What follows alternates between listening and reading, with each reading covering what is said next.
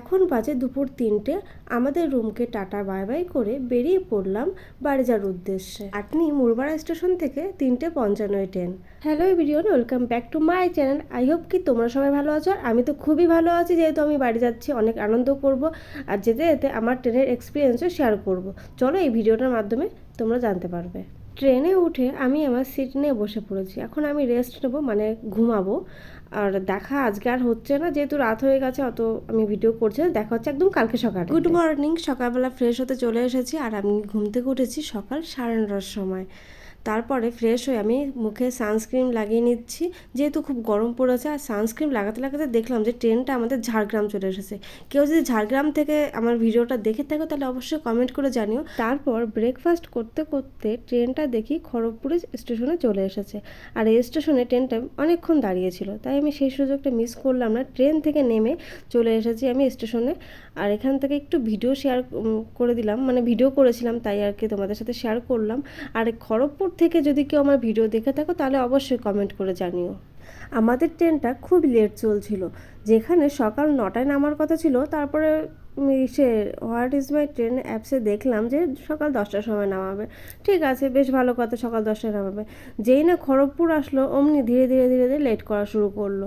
মানে ট্রেনটা নামাবে হচ্ছে দুপুর 2টোর সময়। ভাবো তো, সেই যে সকাল 9টার সময় নামানোর কথা বা 10টার সময় নামানোর কথা, সেখান থেকে আরও লেট, মানে দুপুর 2টোর সময় নামাবে।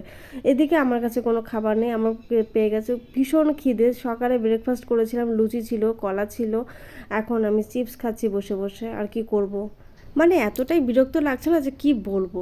এমনি তো গরম, তারপরে আবার যদি এত লেট হয় ট্রেন, 2-1 ঘন্টা ট্রেন লেট মেনে নেওয়া যায়। যেখানে আমি সকাল 9টার সময় নামবো, আর নামিয়েছে হচ্ছে সাঁতরাগাছিতে দুপুর 2টোর সময়। এতক্ষণে আমি সাঁতরাগাছি থেকে কিন্তু বাড়ি চলে যেতে পারতাম। ফাইনালি ট্রেন থেকে নেমে পড়লাম, আর আমি প্রথমবার সাঁতরাগাছি স্টেশনে কিন্তু এলাম। এখন স্টেশন থেকে বেরিয়ে যাব শিয়ালদার দিকে। আরও 4 ঘন্টা পর বাড়ি যাব। মানে এখান থেকে এখন, মানে সাঁতরাগাছি স্টেশন থেকে যাব আগে শিয়ালদা। শিয়ালদার থেকে 2.5 থেকে 3 ঘন্টা ট্রেন জার্নি। গরমের মধ্যে কলকাতা শহর দেখতে দেখতে যেতে যেতে ভালো লাগছিল না অতটা, প্রচণ্ড গরম কলকাতাতে বাবা। তারপরে চলে এলাম শিয়ালদাতে। আর শিয়ালদা স্টেশনে আসা মাত্রই সঙ্গে সঙ্গে কৃষ্ণনগর লোকাল পেয়ে গেছি। আর কৃষ্ণনগর লোকাল ধরে চলে এসেছি রানাঘাট। আর রানাঘাট থেকে গেদে লোকাল ধরে চলে এলাম ফাইনালি বগুড়াতে।